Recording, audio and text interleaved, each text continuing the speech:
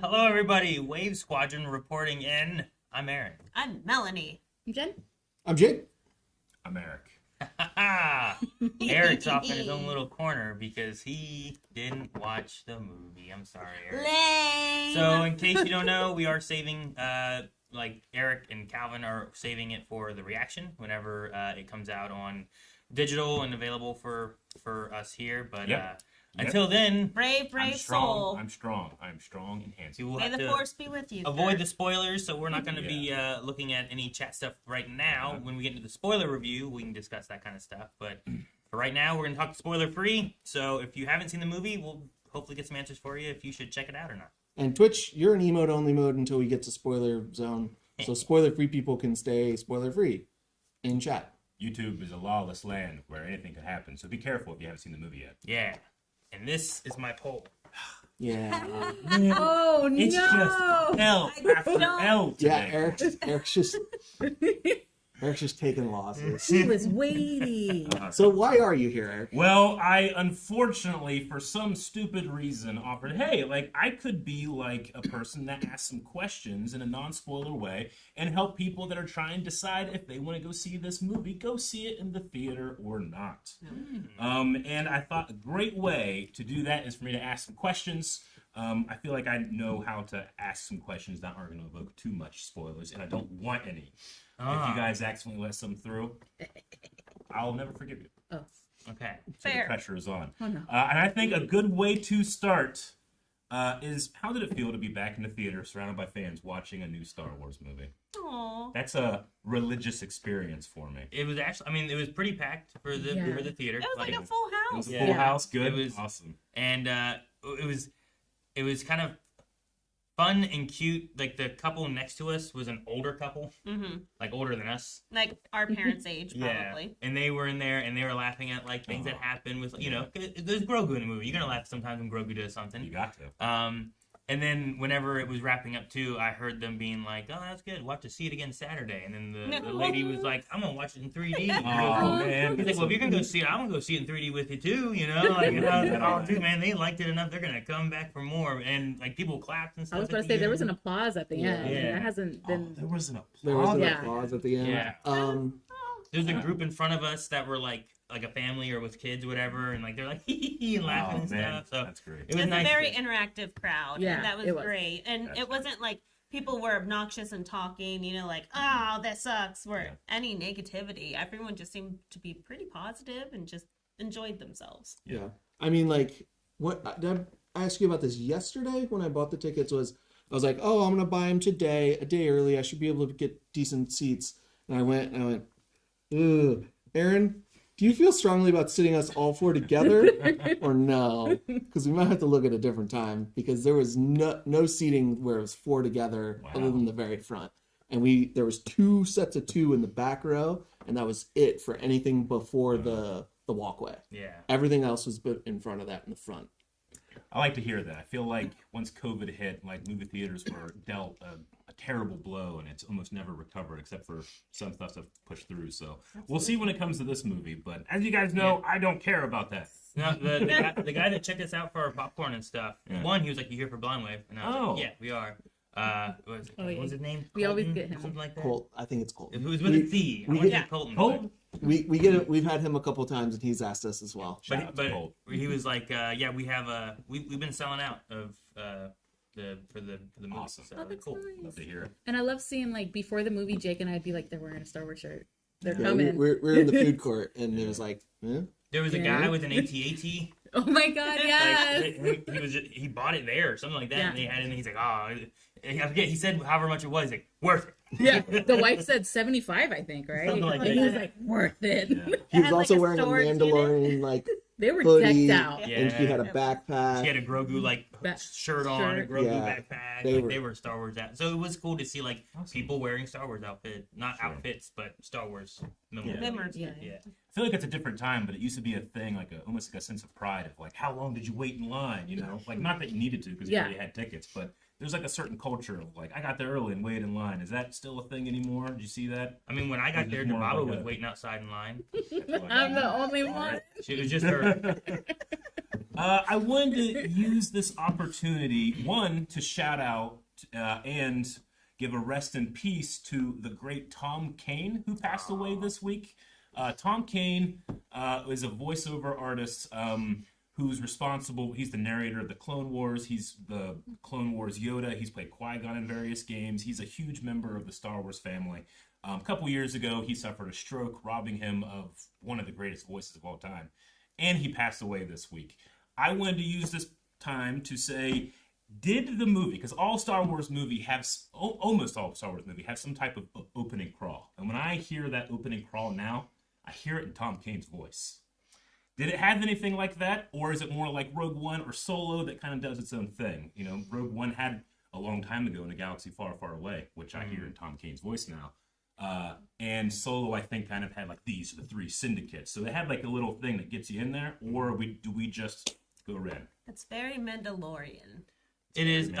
It's closer to probably Solo out of the other movies. Gotcha. I would say, as far as like where are we right now? Yeah. There you go. Okay. But it's you don't get the yeah. You know. All right. Okay. Well, my next one is: can I enjoy this movie having never seen Star Wars? So, you know, obviously this is a movie version of a famous TV show that is based off a movie franchise. Star Wars famously has a lot of on-ramps, especially as it goes on. Kids start with the Clone Wars. You know, some people have started with just The Mandalorian. Do I need to have at least watched The Mandalorian? Do I need to have watched other things? Or do you think some people will be like, what's going on with this? I think some general Star Wars knowledge would be appreciated. Yeah. To make it appreciate more. But I don't think you need to have seen all of Mandalorian to have enjoyed this movie. Okay. I think there's a lot of things that you're like, oh, that's cool because that's reference to something. Sure. But I think you can still enjoy it without Mandalorian. Maybe not like to the fullest, but they still enjoy it. Yeah, I don't think you would be lost. Okay. Yeah. I think you could get into I think there's going to be stuff where you're like, okay, wait, what's going on? And you'll get there. You just won't it just won't feel like a natural, like, okay, I know what's going on. It'll just take a second. Mm-hmm. But I think if you like truly went in knowing zero, you could probably get away with still having a good time. But it definitely would help if you've seen like at least a couple episodes of Mando. It was directed by Jon Favreau, correct? Mm-hmm. I think he does a perfect job of knowing that people might see this without knowing Mandalorian. So I think they give you enough to like you can follow the story. But very helpful if you do watch Mandalorian. Sure. Like if you watch season 2, episode 5 of Mandalorian, like will you have fun or will you feel like you're being lost? You know, like I think there's elements of that in this too. You know, even George Lucas started his movies where it's like this is reminiscent of the old, you know, sci-fi serials. You know? Sure. I mean, he starts in episode 4. Yeah, exactly. Where it's like, what's been going on? So like, I think there's some things where it's like you might, you know. You might not understand Grogu and why he can use force powers or something the best in just this movie. But if you just watch a random episode of Mandalorian, you might not necessarily understand that either, you know? Yeah. Well, if there's anybody in the audience that this was their first Star Wars, I don't know how you found the channel and clicked on this video, but if you did, I'd love to read that comment or those comments and see how people felt about it. So let us know. My next one here is, does this movie...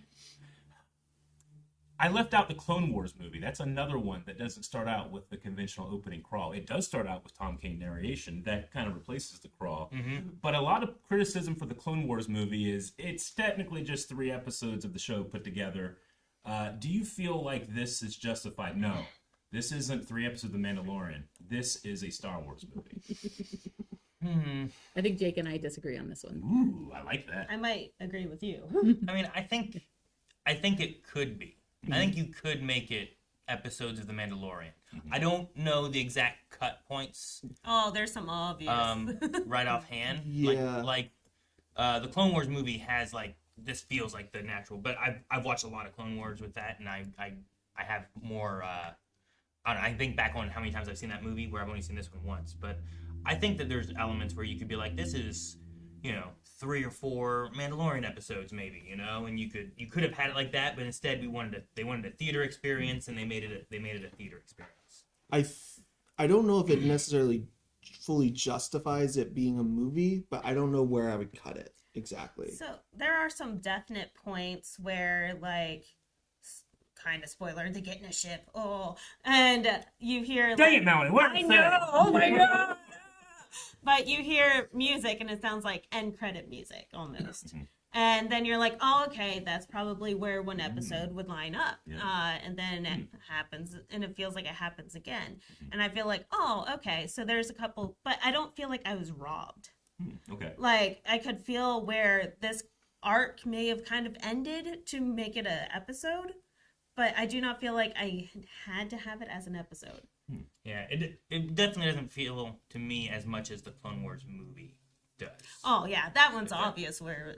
Sure, yeah. Yeah, I don't think this feels like it was cut as 4 episodes. I can just see the contents of it being cut somehow. Yeah, you could into 4. try to. I think you could do that in some ways. Sorry, no. No, please. And I'm on the opposite end of, like, I think the series has earned this movie, and it feels like a movie that has score moments. Yeah. That could feel like an end of an episode, but it feels like a score moment in a movie. Sure. Well, I mean, the Mandalorian TV show is pretty famous for pioneering the volume technology, and you're able to do crazy, awesome things super cheap because you're technically just in a little room with the full screens. And some people have talked about how, like, I can kind of feel that as it keeps going on. We're watching the TV show. Did you feel the presence of the volume, or do you feel like, no, I don't know if they went that way with this? If you have to think about it, I imagine you didn't feel the presence of the volume. I don't think so, but I'm also not great at feeling the presence of the volume. Yeah. There was a time or two where I was like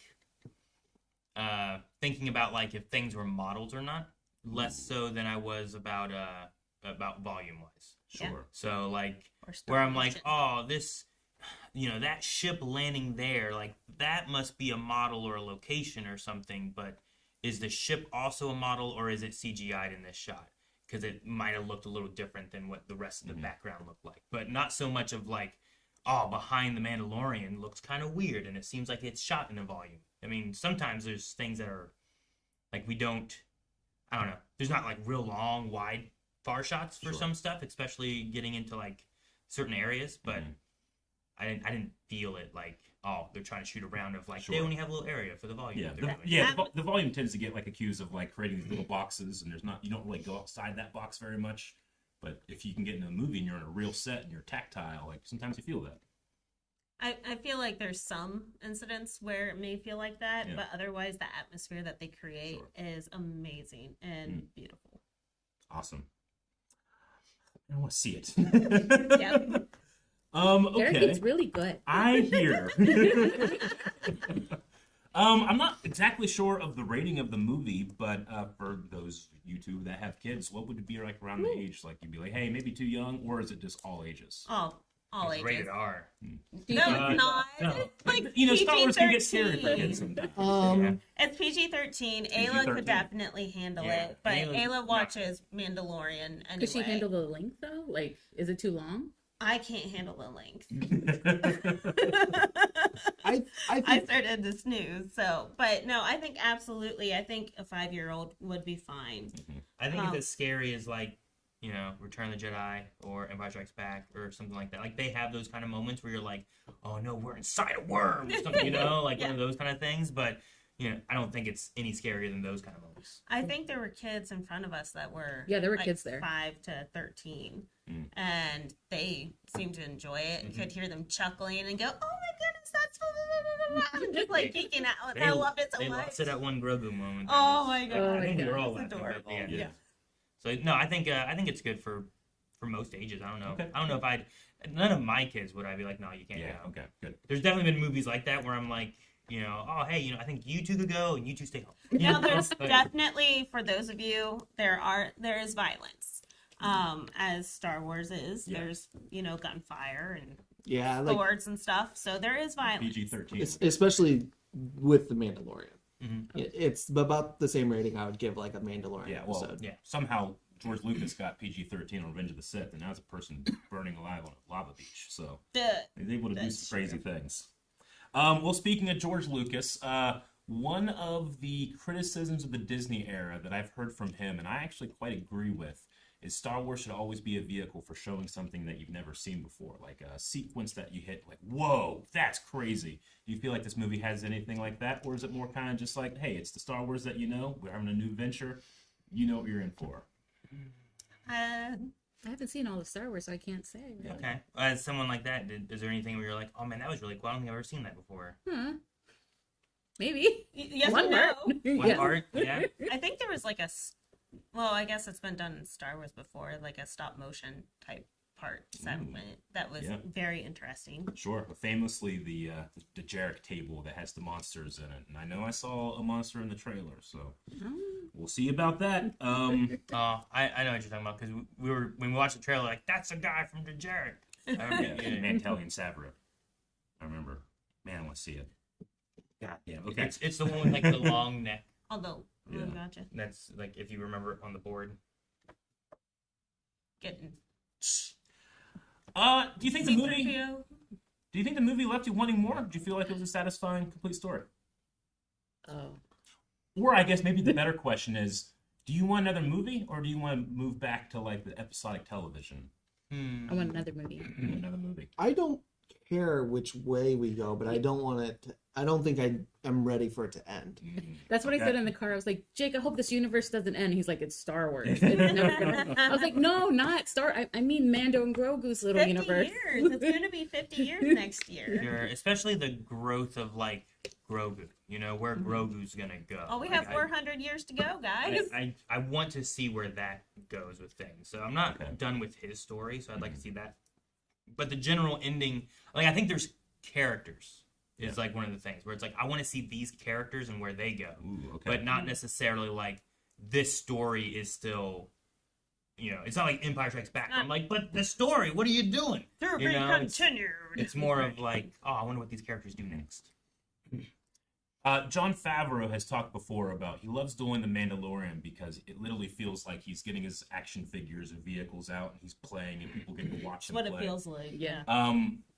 This is a very personal question, but I love the toys and action figures to collect. Are there new cool designs, Just you wait. aliens or anything that you're gonna be like that one? If they don't make one about that, then I'm mad and I'm upset. We definitely thought of you, No. Eric. No. No, there's no new toys. Yeah. The part- It's honestly like really disappointing that they reuse that same suit again. It's they're just gonna redo the molds. It's all. I have like It's all old 15 toys, Din Eric. Djarin. being This is one in mud. It's all old toys being Okay. reused. No, there were some designs that I like. That might be one of my favorite things in the movie. Yeah. Is there's some designs in there that I really liked that I don't think I've seen anywhere else yet. Like at the beginning, I was like, I really love the design team. Yeah. There's a couple things I can think of that I don't think that there's a toy of, Eric. Okay. I want to ask more if I can. No. Music. Star Wars. Flaps. Yep. Immediately. Ludwig is a genius at his craft. I believe it. I mean, just the Mandalorian theme in itself from the TV show somehow is completely different, but feels Star Wars. There's a new one that sounds very like Stranger Things. It also made me think of SpongeBob. That was a different one. Yeah. So he plays. We keep the Mandalorian theme, but he also plays with it a couple times in interesting ways. But there's also another like unique one that I don't think I've really heard the sound in Star Wars. And when we hit that planet, I was like, oh yeah, I'm vibing. Was there? I find myself doing this when we watch new Star Wars because we exist in the fan environment that we do. Did the movie have any scenes or scenarios that made you think, oh, that type of Star Wars fan's really gonna dislike this? And that kind of takes me out sometimes, and I hate that I think that way. But just by the nature of knowing how the fan responds to things, sometimes I'm like, oh, they might not like that. Quit thinking about that, Eric. Plead the fifth. Plead the fifth. I don't think so in this one. Okay. I mean, I think that there can be some people in the conversation we were just having a little bit ago about like, could this have just been another season of Mandalorian? I think there's people where it's like, why'd you put this in theaters? You could have just done this. So, or if it does feel too much like playing with your action figure kind of things, it's like, well, where are we going with this? You know, if it's not like this is the next part of the story and I can kind of see where it's going, people might be upset about that. But most of Mandalorian, like some of those adventures are like people are like, this is filler. I'm like, no, it's part of the adventure that he's going on, and I enjoy seeing what the adventure is going to be. Whenever I play D&D, I'm like, just skip to the next boss. Don't do any of that part in between. You know, like no, that's not what I want. I want to journey and see what our characters get into and the trouble they make and the friends they make along the way. That's how you fall in love with characters.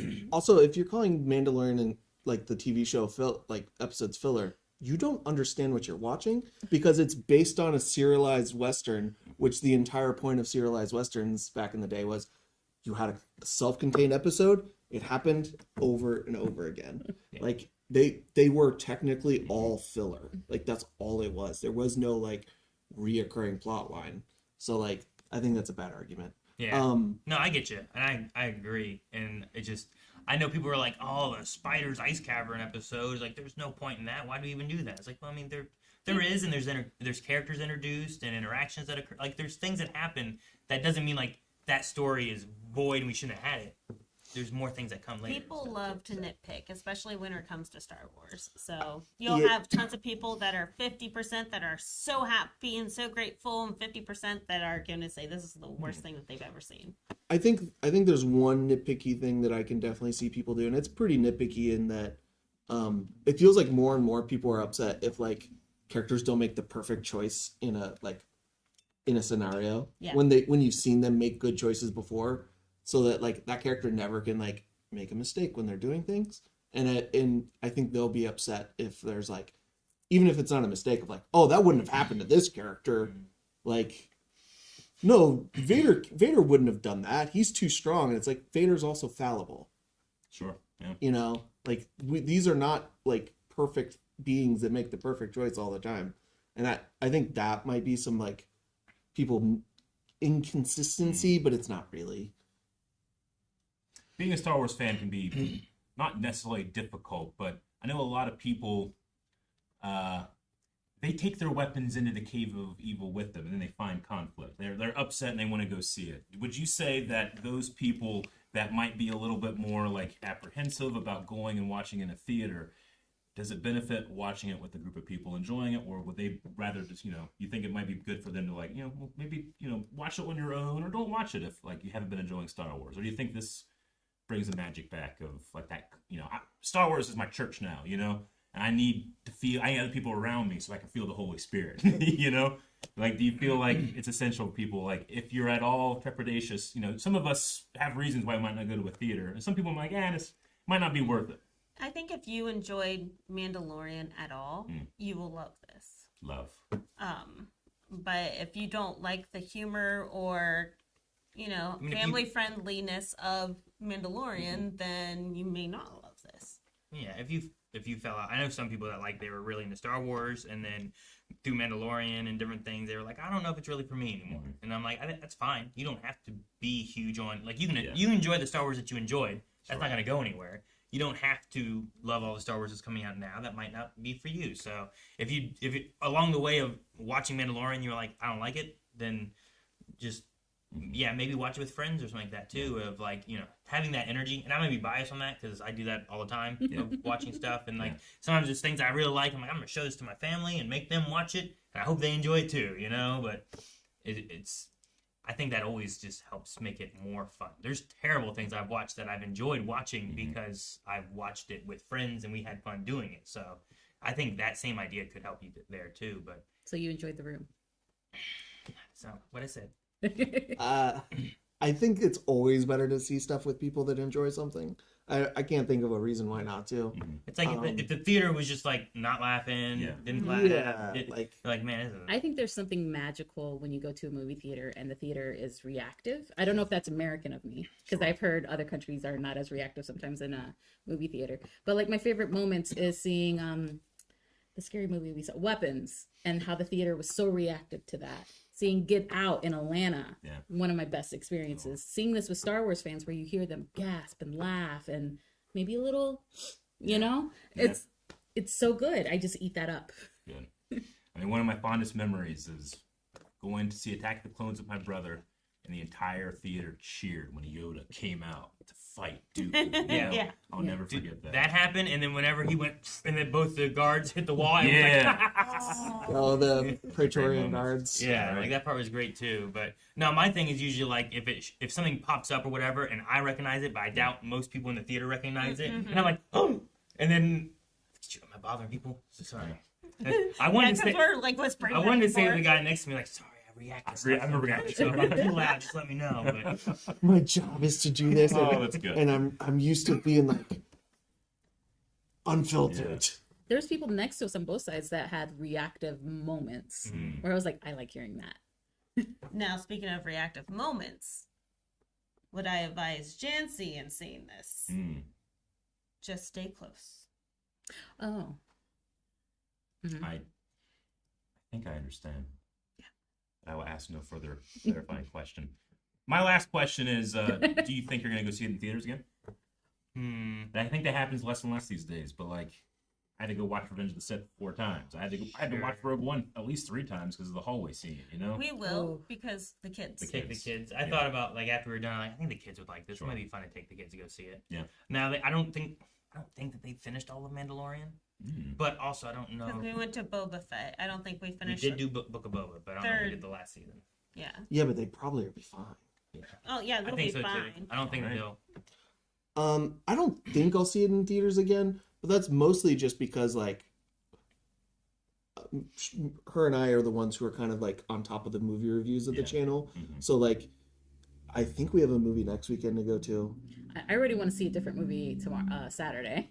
Oh yeah, you want to go see Obsession? I want to see Saturday. Obsession so badly. So if it wasn't for us like going to the movies a lot already, I would definitely see this again. Yeah, and then I think the week after that is He-Man. Yeah. And so like we have Other like, movies. yeah. yeah, like and going to the theater more than once a week I think is a little much to me. I get you. No, the only thing I think that this would spoil as far as like if you hadn't seen the Mandalorian show is just like, well, you're gonna know that there's no stakes of like Mandalorian and Grogu dying because I just watched a movie that they're in and that must take place afterwards or something, you know? It could be. They didn't kill the baby. I can't believe it. It could be prequely or something, it you could be know, or between in the season 1 middle and of 2. something. Yeah, that's true. All right, well, that's all the questions I have, and unlike what I can see on your faces, I'm wholly unsatisfied having not seen it. But so thank you so much for answering my question. Do you want to see it, Eric? Oh, I want to watch it so bad, but not only do I feel like I can wait, I want to watch it with you guys. So I want to be able to share that. So thank you so much for including me in this part of the review. And now you guys can talk shop. You can talk all the nuts and bolts, all the spoilers. So if you haven't seen the movie, you want to keep that, leave now. Yes. Forever. Hold your peace. Yeah. Get out of here. What do you think I'm about going. I gotta go. All right. All right. Thanks, everybody. Bye. Listen to what they have to say now. Yeah, we'll pull up chat and we'll get emote only turned off in a second. Get out of here. Don't yell. You're gonna sit here and listen to us talk about the movie you can't watch. I can't change the scenes until you get out of here because it's a spoiler. But He's so we'll sad. All right. Bye, guys. Hope you had a good time. get some chat things set up. I think there's like super chats and questions. Probably we might snag some of those as well as we go along too. Yeah, Thank I'm you, also Eric. gonna reframe us just because camera's a little wide for us. But let's Scoot that away. over Yeah. here. We got to get rid of that Get rid of what? No, I don't the have pole that doesn't exist. a stick at my knee. See this? This is the pole they always say doesn't exist. You just put What that are you there. pointing at? You just put that there. That's foam. Gaslighting your- is not this is real. I'm like, This is when we find out that it was muted the whole time. Wait, you guys can hear? yeah. You guys were talking this whole time? Could you imagine? All right, Debian, are you okay? I'm dead. Let me take this for a second. You're gonna Also, put chat everybody there. in chat, thank you guys for joining us. I appreciate it. We all appreciate it. We do. This is our first time doing like a live review. I think maybe ever. Yeah. Oh yeah. Which- That said, You guys haven't done that. let us know if you like the interview style for spoiler free. Do we torture Eric some more? Because I love torturing there's him. some other movies that if people like that, there's some other movies we discussed I that would hate not to go to Spider-Man and have to just ask. just sit there and ask questions. So was it fun? Was Spider-Man there?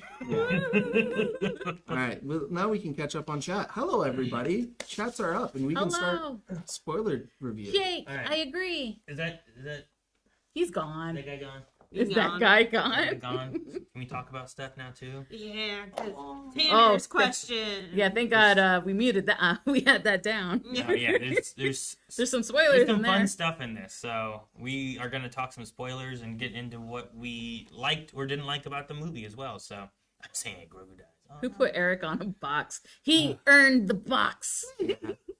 I'm just kind of trying to scroll through Yeah. YouTube real quick. All right. Yeah, YouTube. You'll have Wait, to wait. Scroll up one. put a in little bit. more questions after we talk. There was someone that says a lady and her son, and I love people when they talk about. I love when people people? talk about Other- the people. I was leaving a lady said to her son, "That was awesome. I think it was enjoyable as a fan, and I'm the show." Yeah. Oh, Lenti, thank you for saying that. Ooh, super chat. Oh yeah, the music was great. I did. Craig Shipway asked, "I love the music. I love it so much. Dababa, did you cry at all?" You know me, because I did. Did you cry? I cried at the end. There's something so tender about Din and Grogu, and their relationship together, and how they care for each other. And then I was just like, I want more of this, and I just started crying. Like, especially whenever Grogu like snuggled up Oh! into his arm here, and I'm like, oh baby. All right. Hi, Morgan. So let's do a fresh like reset. Let's do chat stuff at the like Yeah, towards the end. I want to talk to you guys later. so that we can kind of like go through the movie, and then we'll do chat stuff at the end so that VOD people can Enjoy. watch this, enjoy the VOD. Yep. So obviously we all liked it, as Yes. we could probably tell from the spoiler-free review. Yeah, I definitely did. Where are we sitting on overall thoughts? Like, what are some of your most enjoyable moments? Like, what do you think was really like exciting for this to be in a movie kind of thing? I want to shout out Pedro Pascal. Oh, He is. I just love that man. oh yes. I love him so much. But the fact that you are in Star Wars, Pedro, and you start out in a show, but you're headlining a movie, a Star Wars film, and the first name on there is Pedro Pascal, a Latino, is so beautiful. It's so beautiful, and I love it. And he's so good, even with his little helmet on. His little helmet. And he's strutting, and I'm like, yes, Pedro, go. You look so good. You have a good walk. I wonder how often he's the Mandalorian. I don't probably not. Because like so often there's the stuntmen for the fights, which Yeah. also I want to say the fights. I thought a lot of the fights were a lot of fun. There's a couple things that I didn't like fight wise that were like the stuff in the water was sometimes hard to follow and know what was happening. Yeah, like there was a little too much motion in the water itself, which like it makes sense because as you're diving in, like, but it was hard to tell what he was doing when he was fighting the. Yeah. I don't know if we got They're the Dragon? no, the ones before. The ones before are the Amani, Amani. which is also fun. I was saying to Melanie on the way here, I was like, so the Amani are based on a creature from, I think it's episode 4, which I only really know of because they're in it for a split second, and Eric had a toy called the Amanaman, and it got waterlogged, and then Rick bought him a new one because it was flooded. Rick bought him a new one and replaced it for him and gave it to him for his birthday. And the funny thing about it was that toy got destroyed in a flood, and these are water creatures. So I just like that. But yeah, they're called the Amani. But fighting them, like sometimes, especially in the water, in the ship wasn't too bad, but in the water it was a little bit harder to follow. Yeah, I agree. But I hate you and I hate Eric because I used to not pay attention to choreography, and there was a point at the beginning fight where I see a guy just waiting behind some things to attack Oh. Din, and I'm like, I would never have spotted this if it wasn't for you guys It felt like going he through was waiting. Arrowverse. Yeah, you see him like kind of peek a little bit, and he's just waiting to get Din, and I think that works later on because you're seeing there's another fight where people are seeing like if they can get Din first, and he's like a little tank, isn't he? yeah, and so then they wait. But there was that moment where I just see a guy. He was wearing what kind of stormtroopers were those? The ones that like They're had just like the snow troopers. With the long. with Yeah. the long. I guess snow troopers Yeah. would be the way to put I called it. them ice troopers. But I would have never noticed it if it wasn't for these two when I was watching them through Arrowverse. talking about all the fighting. I would have been Choreography's always just fun. blissful and ignorant. But continuing on with the choreography, I'm like, Zeb, oh my god, I love you so much. And then his Zeb fight, Watching Zeb fight was really like, was a really fun especially, time. See like- how like acrobatic he is. Yeah. yeah, being able to hang off the hallways and be able to strike guys from the ceiling, and then pulling out his staff. He Like- uses Lasat like royal guard like staff that he has from the show, and I was like, sweet. I'm like, he the has that purple too. Zap. And he turned it into his gun. And he's shooting with it. And I'm like, yes. I'm like, oh, I It's so loved cool to it. have Zeb in this. But I think there's a Such a lot huge of Rebels fan. there's also a lot of really creative choreography and like really smart choices in the action. In that like Rada, like because he's a Hutt, he's gonna move way different than we do. And him being able to like at first it was like, okay, he's just kind of swinging, but then when he like threw his body He and death spin, rolled. doing rolls like and he's It's a stuff. doing death rolls and roll. stuff was so fun to watch. And like, Him seeing being in that. it when they were going through and they're like, "Oh, we gotta go get their nephew," and I'm like, "Their nephew?" I was like, "Are we doing it? Are we doing this?" And they're like, "His name's Rod." I'm like, "They're going to get Rada," and I was like, "Stinky." And man, that's the Stinky." reaction moment where the person next to me said stinky, I said stinky, and the other person next to me said stinky too. I was like, "It's Stinky." It's oh man! And then they showed a little. Oh, Baby here's what he used to Stinky. look like. I'm like, "It's Stinky." Like he got a little bigger. I'm like, "Oh, okay." And then we see him. Oh my God. He's so jacked. And like I do remember seeing a shot of like being like, "That's a buff Hutt," and in the trailer before or something, but I don't remember them calling him Rada. So I'm Yeah. like, They "Dude, this is didn't. They Rada." did never in the trailers. No. I was really excited about that. Yeah, because I think you guys saw like the scene where he's like flexing like that. Yeah, You see he's like it. looking at the audience Yeah. or something like that. I Yeah. felt like was like the shot they had. I'm like, Yeah. "That's a buff looking Hutt." I know. Yeah. But, That's a yeah. hear me out. No, I'm kidding. No, his hear me out. But no, that choreography for him was pretty cool. I like that, like seeing him in motion. Like, what's a Hutt gonna fight like? Because we Yeah. had a comic book at one point that was in the High Republic where there was like a warrior Hutt, and we're like, dude, what's a Hutt gonna fight like? But you don't really get to see the action. You just, Yeah. you get to see the stills, you know. Yeah. So that was pretty cool to see that. And not only did we just witness a Hutt fighting, just in general moving. Usually all we've ever seen is them slugging along. But you see them like coming out of their poop holes. Melanie Like, hated the scene walking through like the The Hutt swamp. palace. Yeah. and Yeah. it just looks like it's being flushed. Big old- They kept showing stuff. She goes, yeah. Doesn't it look like it smells bad in there? Yes, it just looks like a bunch of turds just flying around. I'm like, what is going on? When we went to Nal Hutta, which I was like, well, this is cool. I like going to Nal Hutta. Like, I'm like, this place looks like a place Hutts would be. Like, it has a swampy, sluggy kind of feel. And it looks like now Hutta from KOTOR. In Switor, right? Well, it's KOTOR and SWTOR. So this one's SWTOR, that one's KOTOR, right? I don't think we went to KOTOR Hutta. Nal Hutta. KOTOR's the only one I played, and I don't think Nal Hutta's in there. It might be in KOTOR But too. still, like, the fact that it looks very similar setup to... When it has the palace and stuff. Mhm. And, yeah. And Oh, I'm it like, does look like that. It was more Overgrown Earthy. and stuff Mhm. is what it felt like, probably.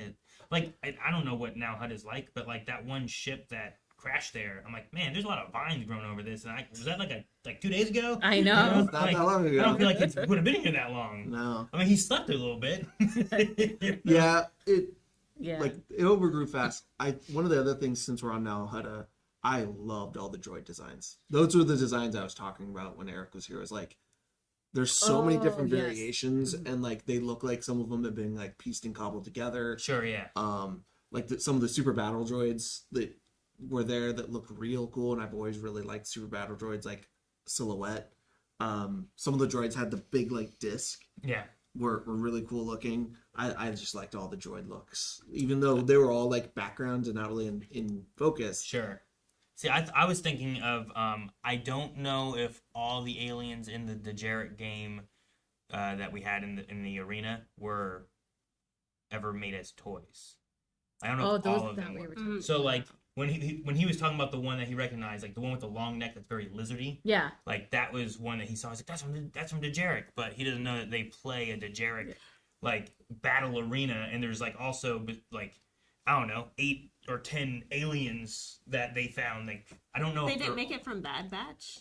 Because Bad Batch really focused on the I don't know for table. sure if all of those are from the Dejarik game itself. Like I don't know about that electrical You know, Yeah. I don't know that I've ever seen that one before. Yeah. What's the Oh. one that has like a pastry face? I just like, ooh, I'd eat him. It looked like, you know, it looked like a pastry. I did not see one. I didn't see one that I wanted to eat. No. I know. I was like, yeah, no.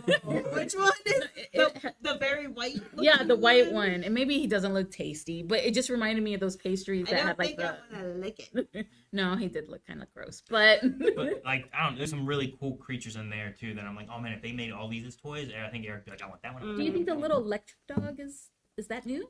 I don't remember it in Dejeric, because Dejeric is like on the Falcon whenever like 3PO and Chewbacca are playing. Yeah. It's like, you made a bad move. Yelling about it won't fix it. You know, like they have that kind of Did they moment. play that in the sequel trilogy as well? Isn't I that- mean, it shows up a few times, Yeah. yeah. Like it's still, but it's like broken because Chewbacca like Yeah. hit it and stuff, so it doesn't work fully. But one move that like the big lizard guy like picked up the one creature that has like no neck and like threw him down on the ground. Like I'm pretty sure that's the move that like Chewbacca like loses a piece from. That sounds right. Is that like R2's like, take my whatever Eric called it, because I forget the name of it, and slam the other one that he probably would know the name of down the ground, and now you lost that piece.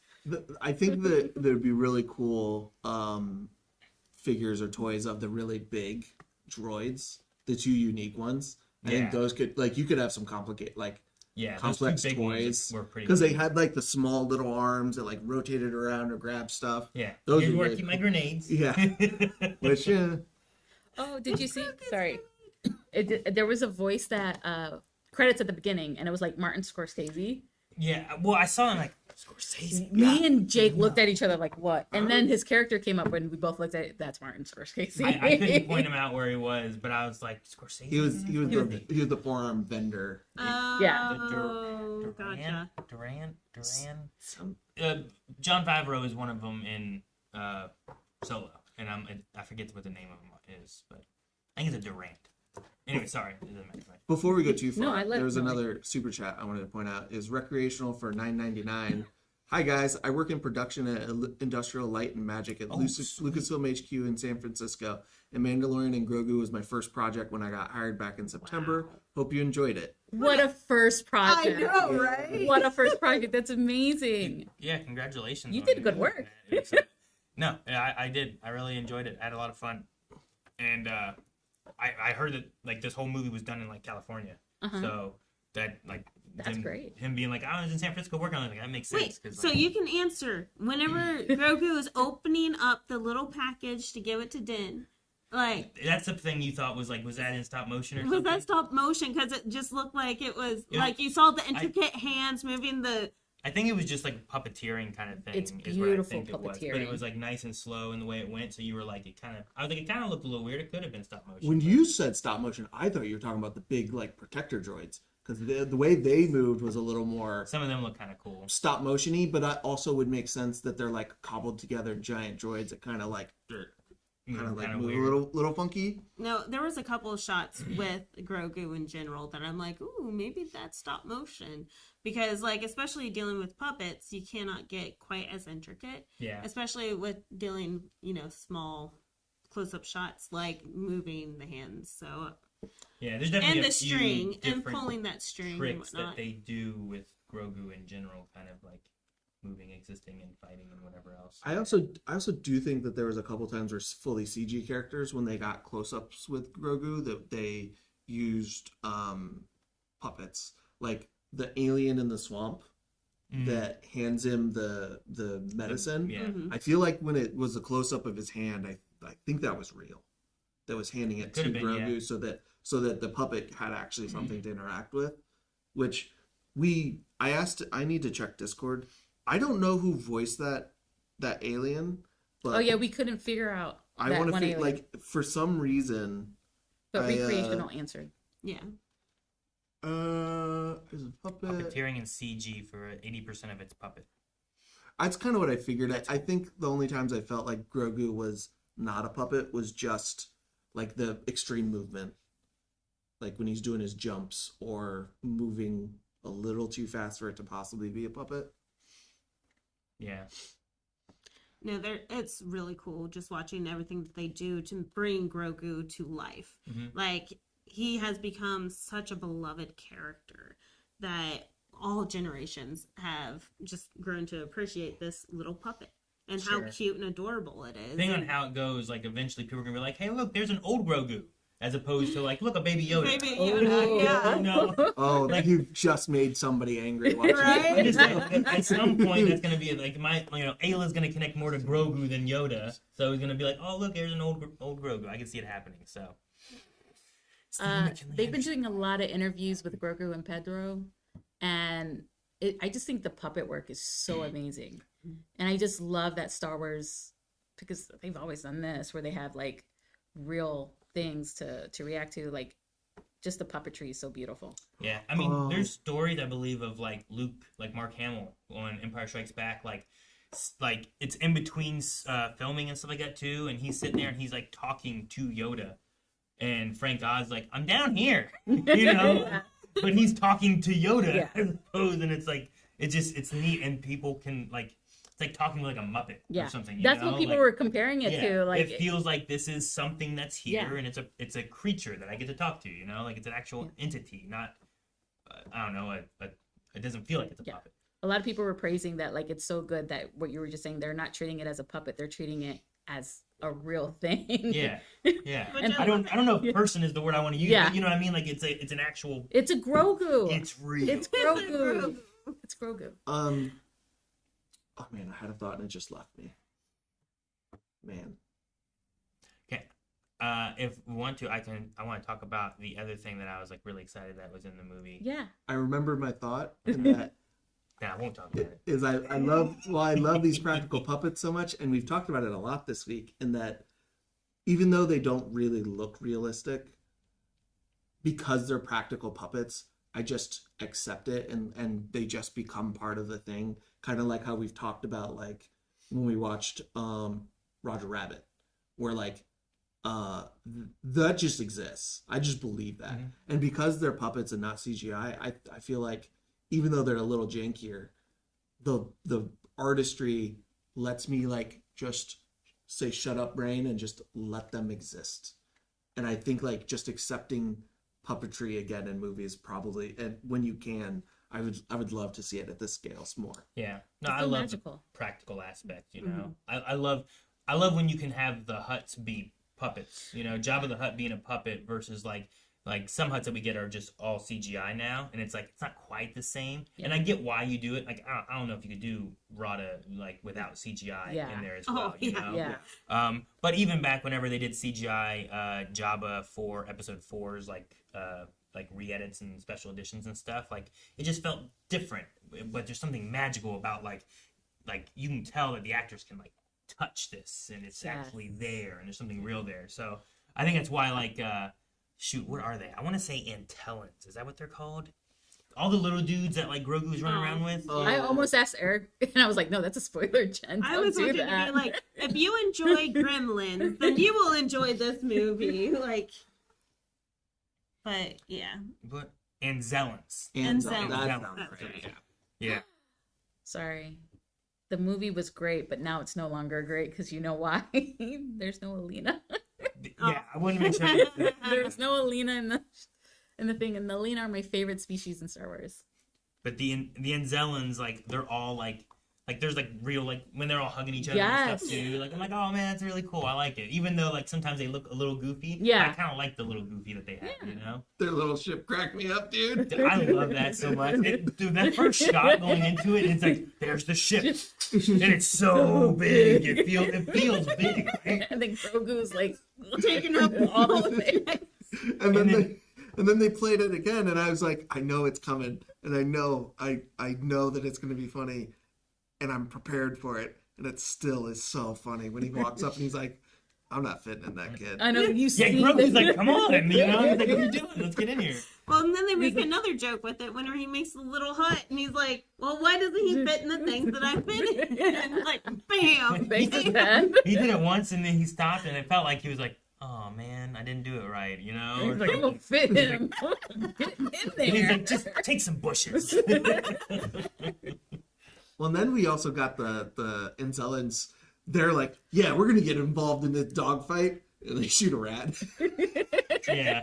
was like a womp rat they shot, which I think was the same one that Grogu like shot in the eyes. Yeah, because it I had thought the, it had the it had the sludge on it green, or whatever. It had the Yeah, green yeah. on it. So they got their revenge. I said, Melanie, they're always just running around mumbling things, aren't they? Like, good shot, baby. Come on, baby. Yeah, Let's go, baby. That's why I'm like, they seem so gremlin like. They're just love so them. much fun, so much They- personality. You know what they feel like to me is they feel like more adult version of Minions, Yeah, I can see that. where you can kind of understand a little bit, but not quite all of it. Yeah, those are the ones where I'm like, oh man, I've had subtitles. It'd be really nice. And Yeah. I understand what they're all saying, you know. No, I thought that was. I didn't say about it when we were talking about fights, but I think my favorite fight was inside the salt bar place or whatever. Yeah, that Yeah. was really I good. thought That one that was really segment good. there was really good as far as the fights went. I think that's probably my favorite too. I had my favorite moment of a fight though, and it was in the trailers, so I've been I was about to watching say it. that. Is like when he's coming for the first bounty, and the two guys are posted up Yeah. at the door, and it's like, how is he gonna get? Like, there should no reason that they can't just shoot him as he get through. That was- And he's just like casual flamethrower, just Flamethrower. knowing they're gonna be And there. they're like, to, and he's like, bam, bam. yeah, it's And it so goes it's so smart of a way to get people off of a hard point. Yeah. You know? I also love from the darkness when he's like, rope. Oh yeah. And then the next guy, and then shoot this guy back here. Like, Yeah, that first sequence of him going into the base and everything, I was like, oh, this is nice. And they kind of season 2 finale'd it a bit where you don't see who it is for a bit. Like, you're like, I know what it is, but it's almost like the Wampa from Empire Strikes Back, where you get little glimpses as we Aw. keep getting closer and closer until the mouse droid, like, drives by him, and that's the first kind of full view you get, but it's still not just focused on him. And then, like, the first full focus one is when he comes out with that flamethrower moment, and he comes out of the fire. Like, oh, man, it's sweet. I do it's love the mouse droid though. Oh, I did. love the poor mouse droid. mouse droids. They never have good luck. They serve their purpose. Dude, I like his little, like, 4-wheel drive wheels he had. He was, And the little he was ambulance built up and like ready to go Yeah. like off-roading. I thought that was pretty cool. It was also nice that like we got a very wide diversity of planet types in this. Swamps and snow. Yeah, we got the snow, and then we got like a like city center with the Shikari, Shikari Moon, yeah. which man, the Shikari music when they first jumped there was so good. It was like a techno synth wave, Mm-hmm. and I was like, oh, That's what Melanie was like, this is kind of Stranger Thingsy. Yeah. I was like, yeah, it was very 80s synth wave. And then we got a massively swamp planet, so like we got a bunch of different biomes in one movie, Yeah. and one of them we haven't seen a lot of other than like Dagobah, but this was like a larger exploration of that and what it could be, Yeah. because Dagobah was just limited by the time Yeah. of what you could explore with it. But in this swamp biome, we got to see Grogu get his stick, build his little hut. Like, he turned into little Yoda here. I It love was the really little cute. Grogu segment. Yeah, that was I a lot of really fun. did I do think there's going to be people who have complaints about that because of it, like the movie slows down really, really fast for a good bit. And I think people will be like, well, why does this got to take so long? Well, you got to build up the tension and how long like Grogu's like putting and how much effort Grogu puts in Yeah. to take care of Din for the first big time for a long time. Yeah. You know, he has to be responsible and make good choices for an extended period. Yeah, and it's Yeah. not something I think he could have done before in earlier Yeah. seasons of Mandalorian or anything. So like it's growth, and then you have it capped off where it's like the old take care of the young, and then the young take care of the I old. love you that. know? I love that. Yeah. That This is cute. the way, and This is the way. I like that. Which- I think if this was episodic, then that would have been a whole Grogu. Yeah, episode. that's the Grogu episode. Yeah, and I'm like, that's the only reason why I wish it was episodes, because I would have loved just a full like hour and a half of just following Grogu. Just following Grogu. There's like no dialogue. No really. dialogue. It's just, yeah. What were you gonna say? One of you. It's gone. No, it's fine. Oh, like yeah, it was. I like the swamp guy. I thought he was cool. You said that you found out who he was. Somebody in chat said it. I'm trying. I now have to think of something he's been in that you'll recognize him from. Show him a picture, because Aaron's good with faces. Yeah. What are you talking about? Thank you, Hawks. Thank you. But his name is Stephen McKinley Henderson. He was in Dune. he had like the little cute umbrella in Dune. Okay. I'm trying to think what like I can't think of anything else you would have seen him in. His face looks familiar. But he's in a lot of stuff as like a character actor, and I enjoy him quite a bit. Gotcha. Speaking of, what do I want to speak of? I want those macaroons. The macaroons? Yeah, The he one that eats- Rada was eating, and then he gave them to Yeah, Grogu? Those are macaroons. They They look look like macaroons. they look Yeah, like like macaroons. I thought they were like He- Mentos. He eats those. Grogu eats those Yeah. all the They're time. like Yeah. a It's like one of his wafer. favorite snacks. Yeah. I do want to say, as far as Rada, because I mentioned about the macaroons, but I do like his wanting to be different than his father. I thought was like a cool thing. It's like, I don't want to just be a Hutt like everyone else. They want to kill me because I'm the heir, Yeah. but I don't even want it. It's a very Star Wars theme. Sure, yeah. And I'm curious to see, like, that's one of the characters I'm like, in the future, like, what is that character's I want more. future going to be? Like, A warrior Hutt that is good. yeah. Like, that feels like one of those things where you're making the Star Wars tabletop RPG, and you're like, hey, what you gonna be? You're like, I'm gonna be a Hutt. Got a Hutt. Why? I'm gonna have a lot of strength. I'm gonna be very dexterous, But I'm gonna be good. Yeah, but I'm gonna be a gangster, okay? I'm gonna, you know what? I was a gladiator. Like it sounds like I created a tabletop RPG character, and that's cool because I love like playing in that kind of world. It's always fun to have like those adventures with your friends. Yeah. So I'm like, ooh, where could this character go? I didn't think I wondered when in Clone Wars happened, like, why don't we ever see him again? Yeah. And now I was like, okay, here's where he went, and he talks about like, I was left alone, like, no one was watching out for me. And he's always like, take care of that little guy. I love him playing with Grogu. Yeah, I love it. I was about to ask, do you think the events in Clone Wars, do you think it affect the person he became to be? But he was such a baby. Could he have remembered that? Yeah, I don't know. I mean, Hutts, I think, live a long time, kind of like, Grogu lives Yeah. a long time too. So like they said that his torture was going to be a century or something like that, So he might have. I don't know what their adulthood, like child lifespan kind of thing is. Like Grogu's like 50 some years old, Yeah. but he's still like At a baby. season, You know what I yeah. mean? So I don't really know how long baby Hutts go Didn't for. he reference his? It must not be as long because he's a full grown Yeah. thing Or here. or they get to like Hey, adulthood Grogu. earlier Yeah. and stay adults longer, but they also might just not live quite as long. Yeah, because No. Grogu was also alive around the same time as Rada. Rada would have been a baby Yeah. too, like kind of close because we saw him back during Order 66 as a baby having to escape. Yeah. So they both would have been kids. Yeah. He just aged faster. Yeah. Grew up, matured. Yeah, because Yoda was what 900? 900 years old about whenever he died. Yeah. So I imagine Hutts are probably not quite that long. Man, I wish that we had Zero the Hutt though. Like I Zero? was annoying. I was annoying Aaron with it, but like, could you imagine a Zero that was live action like this? Like I mean, Zero is just always fun. I mean, you could bring it back, but Zero the Hutt was in Clone Wars, and it was the one who was like, Jabba, and always. I had the glasses and just very like, reminded me a lot of the librarian from like Monsters Inc. No, that one's A little. slower. Mike Wazowski. But I do think this was heavily a Rada movie. I mean, the crux of the movie is kind of focused around like needing to get Rada because you're trying to get your information. Then you get your information, and then you try to let Rada out, and then you're in trouble because you let Rada out, and you were supposed to capture Rada and bring him back. So yeah, there's a lot of focus on Rada, which I thought was interesting. Which I love. I mean, it's kind of like what the Clone Wars movie did, Yeah. where it's like, hey, Rada's been taken, you gotta go get him, and they go get him, and that's what this is. Like, hey, Rada's been taken, you gotta go get him. So you go and you get him, and then we just whatever the story does from there on is what the story does. And I from there love on, watching so. Rada play with Grogu on the beach. Yeah, Like there was a sleeping lot of on his chest. yeah, a lot of They good were both quality. sleeping while there's a mission going And on. it's like, hey, you gotta start the ship. It's like we don't know how to fly. I love the Neither of us. story of that Yeah. where Rada's like, and then you hear little Grogu, and I'm like, oh, just the chorus of the snores is just so adorable. They're so cute together. And then Rada's like, I can't even fit in the cockpit. Yeah. I thought that I'm pretty sure there's a ladder to get up to it. I did love that Grogu, whenever they got the Razor Crest, which I was like, sweet, another Razor Crest. Which then I was like, hey, did I see this in the trailer? I don't remember, but him bouncing in his little, like, that used to be his room. Yeah. He seems so happy for that.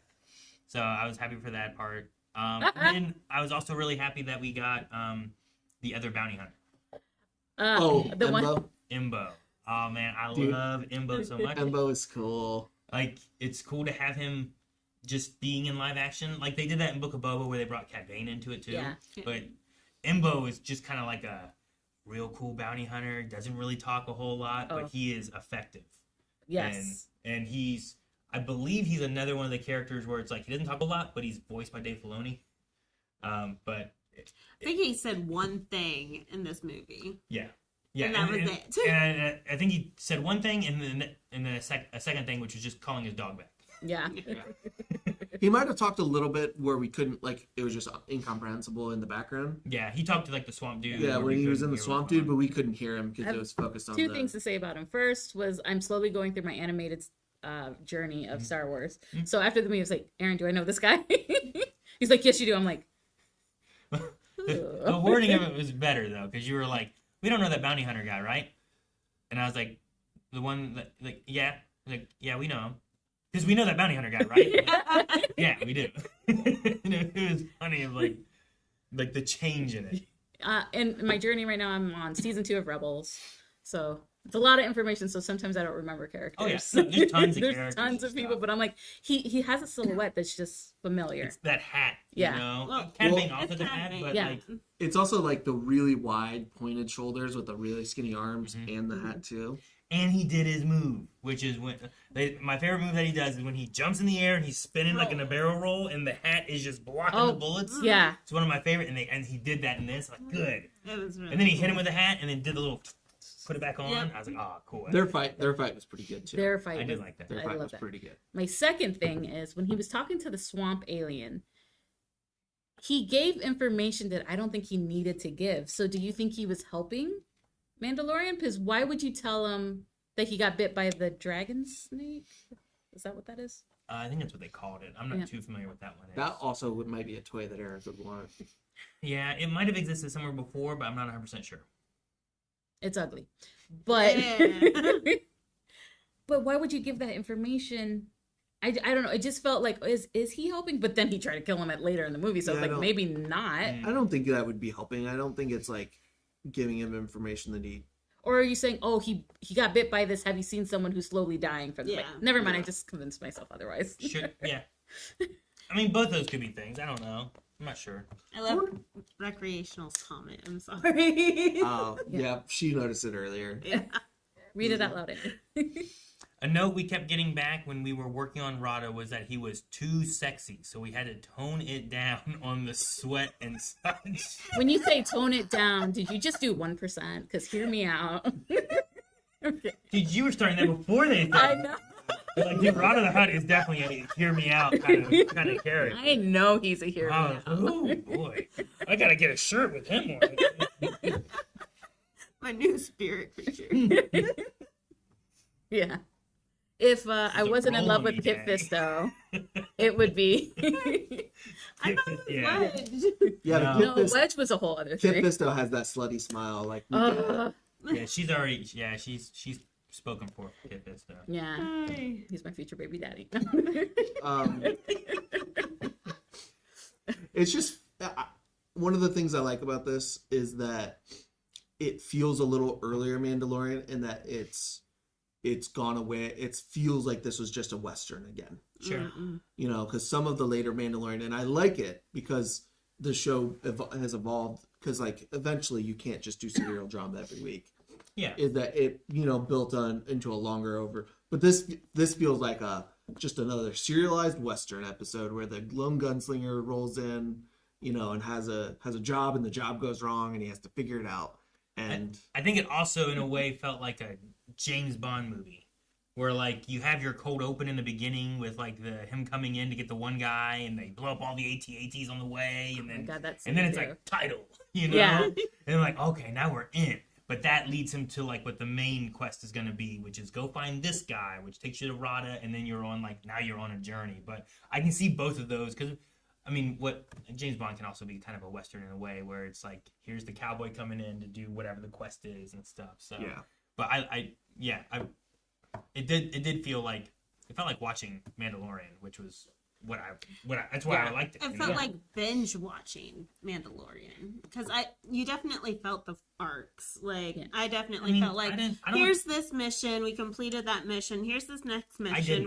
That feels like a movie to me. I watched it, and like as opposed to Clone Wars, where it's like I feel the end of an episode. This one, like I could look at it and try to like cut it up, but I didn't feel it being like episodes just smushed together. You know? Well, it didn't feel like. So they definitely edited well. Sure, yeah. Like, it definitely did not feel like, oh, this was definitely an episode. The end.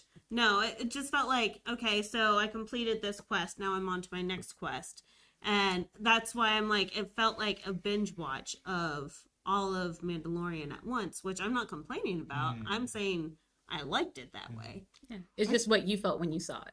I think I could maybe put 3 episodes of Mandalorian out of this if you like left it where it was and put cuts in it. I don't know if it would work well that way.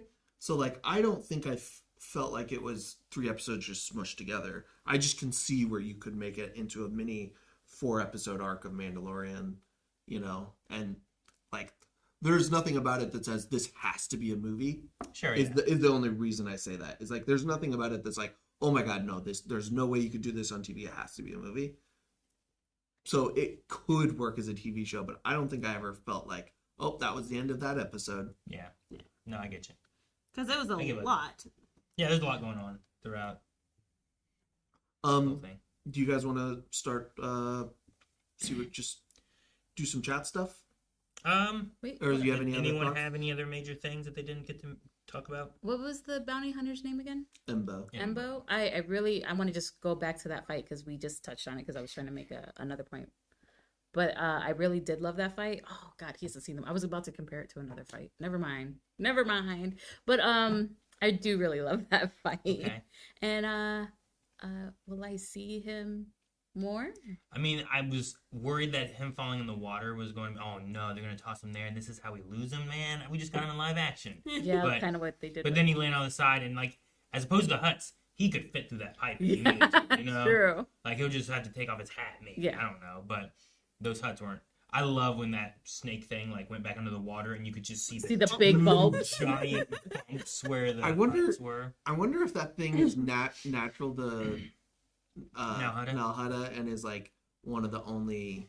But they also tend to bring things to there. Yeah, So it could have been something they brought. yeah, but it'd also just be cheaper to bring a thing that's already there. Yeah, but wouldn't we see that like we kept on seeing those little stinky thingies? The Amani. Yeah, so what would Well, they released the Amani Oh. to go out and get them, Never mind.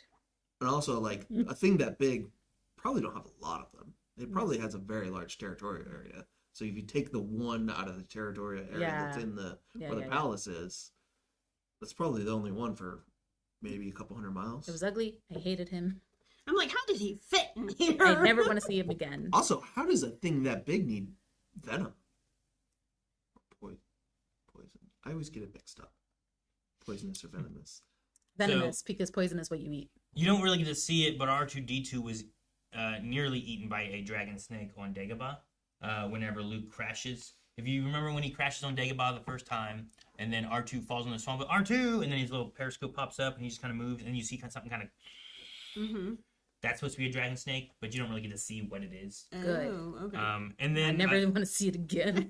And then there is a That Clone Wars mouth is- episode, it says, that had a dragon snake whenever Obi-Wan was searching for Zero the Hutt on Now Hutt.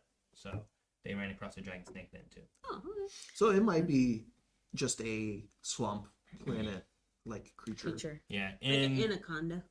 it looked like this in Clone Wars. Oh, it does kind of look like what's the things on it? I don't know, putz bubbles, I'm not sure. Ugh. Nodules. Mollusks. I also want to talk about Grogu getting ready to go get his daddy. It's like his suit up scene. He can only fit one grenade or one, And he uses it. and he used it. Did the show us when he got the little wrist thing he has? I think so. I couldn't remember that. Like that might have happened in season 3, and I just have forgotten it because it's been a I thought it was couple. the second piece that he got He does some training with like a wrist thing with the Mandalorians, I remember, right? Oh, that sounds familiar. It might be that same wrist thing or something, but I don't remember what all it shot. But I feel like he was doing training with something, and I think it was some kind of like... Yeah, thing. that sounds familiar. I don't remember. Because then he had to fight someone too, right? If I recall, he had to fight like the Mandalorian kid. Yeah. It was Grogu versus him. I forget exactly. That sounds right. I think it was during that time. There's so many moments of Grogu that I enjoyed. His little walk. His little cute little walk. Like when it was him and whoever, and then like he's the last one going through the door before it shuts. Yeah, and it's like...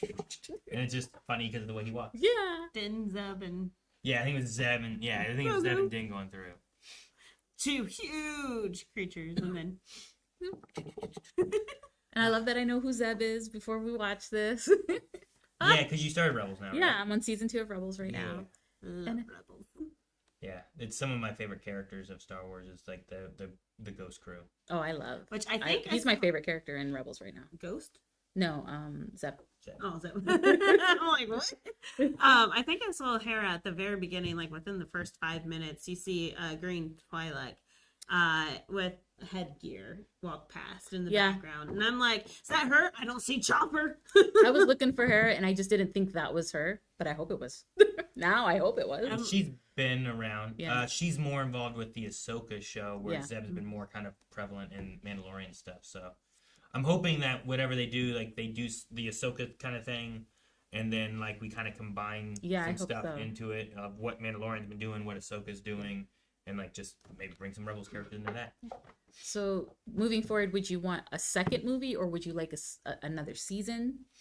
Or do you want it to end here? Which that's not the correct answer. Yeah, I don't care because it really matters what they want to do. Yeah.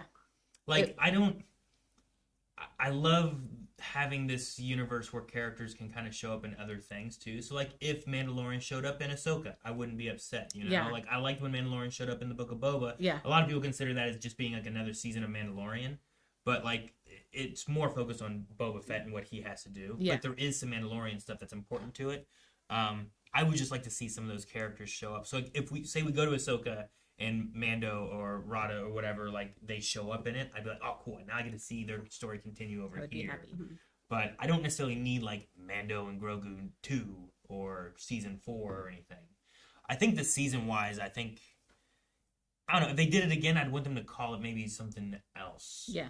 You know? Like maybe it is called Mandalorian and Grogu. And Grogu. Well, I'm Yeah, hoping great. the next thing that we see are all of the shows merged together. I think we need an Ahsoka season 2, and then we need what is the idea of the Dave Filoni like culmination movie they want to do. I guess that's Like Heir to the Dan Empire. corrected. I don't want the next thing because the Ahsoka series is coming out next. But eventually, bring it all together. Yeah, and I think that's what the idea of Heir to the Empire is meant to be, which I think is what they're doing with like Thrawn being like an element of that. Is that a show or a movie? If the Heir to the Empire, which I don't know if that's what they're going to call it for sure, but it's kind of what I think the fandom is kind of calling it, because there's a book series called Heir to the Empire, and it kind of like has some Thrawn elements in it and stuff too. I mean, that's where he originated from, was that, but that might be where we go with whatever they're doing with the Ahsoka series. Did you watch the Ahsoka series too? Yes. Yeah. Which I'm gonna rewatch after Rebels. After a couple more things. Sure. Because Watching it after some other stuff, it's like watching Clone Wars. It recontextualizes different elements. I was so confident when I told you I understood Ahsoka. It was just fine, you know. As a person who didn't know much about Star Wars, I was like, Ahsoka was great. And you're like, but you didn't get this. I was like, I kind of put the pieces together. And as I'm watching this, I was like, oh, I'm gonna have to tell Aaron. There's a lot more to say. I was like, I can't wait. I literally cannot wait to rewatch Ahsoka with the new stuff. Well, and that's like what we talked about earlier with Eric, where it's like watching this Mandalorian Grogu movie. Like, I think you can do it. I don't think you're gonna watch it and be like, I don't have a clue what's going on. Yeah. I think you'd get the idea. Yeah. But I think there's some little elements of things from other stuff or just from the Mandalorian show that you're like, oh, I get this better. I know who that guy is that's in that X-Wing, you know, or whatever. Yeah. Because they don't introduce those guys necessarily. You just get like, oh, X-Wing pilots, you know. Because I mean, like Imbo, Zeb, like those were the two big ones. Yeah, I want to say it's Carson Stinky. or whatever. Yeah, Like, Root of the Hut. Like, you get the idea. if you only ever watch this first, like you might not know who Jabba the Hutt is then, you know. That's true. But you get enough idea of like, okay, these are Hutts, this is their nephew, like you get the idea. Yeah. Yeah. They're more gangstery. But you might understand more so maybe if you met Jabba as to why he doesn't want to be his father. Yeah. But maybe you understand the twins enough that you're like, well, if Jabba was like them, they kind of suck too, you know. Yeah. And I apparently get it. Jabba was worse. So. Yeah. So, Like you could put the context is there to put it together. It's just more fun if you know more stuff. yeah. And I hate saying Aaron's right, but he's right. I hate it. Just recontextualizing is just a lot of fun with Star Wars, I think. I think I'm a little different. I want more Mando and Grogu in their own thing, but I would like to see them in share worlds as well. But I'm so invested in this dad and son story that I need more of their solo story. So I want another movie or another season. I think movies would just be more fun though. Yeah, sure. And I will say, like you mentioned about Pedro, and then I was like, well, how much was he in the costume? But I did like the scene where like they have the mask removed. And like you actually get to see him, and he gets to like, have a little bit of emotion or whatever he wants to do. Which there, you I know? think Pedro had a interview where he's like, so there's really like 3 of us that create the Mandalorian. There's the body, there's the stunt double, there's me the voice, and me the face.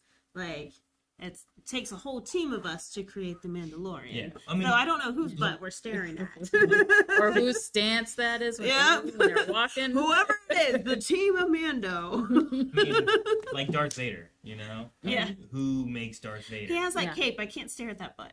Sure. But like you can be like, it's James Earl Jones because of the voice. It's David Prowse because of the body. It's Sebastian Shaw, who was the face of it when you take it off a helmet and stuff, you know? Like there's And then who's the stunt?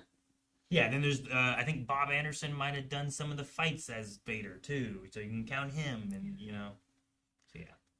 I also thought that we were going to get Grogu's first words in this movie because I did think about that too. because they had that line at the beginning of he doesn't speak, so I was like, oh, he's gonna say a word. I am waiting to get like he's matured more, where like he's capable of more than what he used to be. Yeah. But I'm waiting for that chance where like when does he talk or when does he? But he's still not completely understanding. So I'm like, which state of development is he? Because he's... You can say that, but also like you have that moment when he's like, "Look, we can," and maybe it's just a couple words that he gets or something like that too. But we got this ship, we could run, might work for us, might not, and he's kind of like, or we could fight.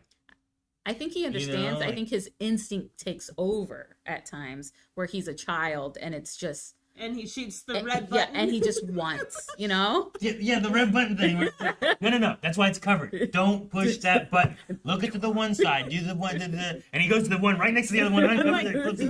I am Groot. I am Groot. It's like, dang it, baby. You know? So there are some times where it's like he seems like he understands stuff, but there's other times you're like, oh, I guess he doesn't. I don't know. But he's gonna learn how to fly. I know. I was like, after that, he has to teach him how to fly. He needs to teach him what these buttons do. Dude, imagine him in the Razor Crest and Grogu in the Naboo in one. In one. Yeah. Yeah. His hot rod middle age. Yeah. His, Or the I'm having Anzelians a- create him something. What is it? instead. I'm having a midlife crisis, so I need to buy a sports car. Yeah. Hot rod. Dude, maybe the Anzellans give him the Yeah, give him the they hit will. theirs. Yeah, you fly that, Grogu. All right, do we want to take some like questions or thoughts from chat or anything before we wrap things up, or did you guys have any other major things you wanted to bring up? One thing Sky Guy said in here, but if there's nothing else, is I wanted to point out for us to talk about is that we definitely saw Trapper Wolf. Yep. So there's a scene where Trapper Wolf was in it twice. yeah, he was in the Rebel base, and then he was a pilot or in the X-wing. Yeah. But there was a scene where Coin first got to the Rebel base and he looked at a table, and I didn't recognize the people, and I was like, oh no, what's gonna happen is there's some bad people in this Rebel base and they're gonna get him out. He's like signaling them, but apparently it's a bunch of the directors from the episodes, and I've never seen them, or it's been long enough that I didn't. They put the made dot. pretty much every director an X-wing pilot. So like there's Rick Famuyiwa, is there a Deborah something? yeah, Is there Deborah Deborah Cho, Cho. Deborah Cho. Doug Chang. Yeah, like there's several of them that are like directors. Most of them are directors. There might be a couple that are like something else in the behind the scenes aspects of things. But Yeah, there's the one guy that we've seen in the spider cave. I want to say his name's Carson. But I Can't don't. remember. He was in, what is it? A convenience store show as well. But he was in Kim's Convenience. I don't Kim's know Convenience. if he's a director. Though. I No, don't he's think not. so. They He's just- they hired him to be that pilot, and he's the one that was in Mandalorian, and he was in the Spider episode. He also went and found the Mandalorians to get them to help back at I think it was the place where he lived before, where Carl Weathers ran it. Yeah, where And he they had- lives and now. the pirates are coming, and Yeah. and the X-wing pilots weren't allowed to go help. The New Republic couldn't help him, Yeah. but he went and got Mandalorians to go help. Yeah, So like he was hired to be an actor, but the other ones were all like that was their cameo aspect of. And then they were all there. I'm I gonna think talk about recreation. most of them or all of them were there with Sigourney Weaver at the end. I can't remember what her name was. She's a new character, I believe. Colonel. Some with a W. Walt Ward, like something along those lines. I Yeah. can't remember what it was. Oh, But she's new. But they were all, I think, in that scene with her as well. And that was the only time I think Dave Filoni said something. Unless you count Imbo, which he probably voiced him too. I don't see why you wouldn't have Dave Filoni voice him if he's there. Yeah. Yeah, and since he's voicing people, you may as well bring Chopper into it. Colonel Ward. Ward. Okay, yeah. Colonel Ward. I wonder what her story is too with it, because like she seems to be like a rebel. I mean, Colonel, like something within the rebellion. Yeah, talks she's about- in- She had a rebel insignia on and stuff Yeah, too. she's seemingly in charge of this base and is the point person for Din at this point, Yeah.